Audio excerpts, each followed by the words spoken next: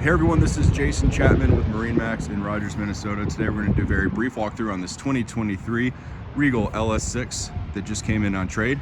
26-foot open bow here. This does have the power tower and bimini top. 77 hours. And the Volvo 6.2 liter, 350 horsepower stern drive. So plenty of power when you're out there on the water. So we make our way into the boat here. Nice swim platform. 2 seats aft when you're hanging out and anchored. We do have a couple tow points there, and then also up at the tower. Nice center walkthrough so you're not stepping on upholstery, and a lot of room to move about on a 26-foot boat here. Seating on either side, tons of storage. Satin flooring here so you can take that out and clean the boat. Our seats here do swope and adjust. Flip up bolsters, both captain and co-captain seating.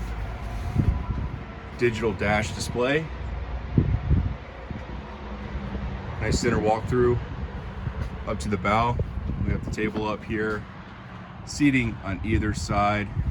Great boat to entertain your friends and family. Spacious head down below. And our Fusion audio, so all Bluetooth around the boat.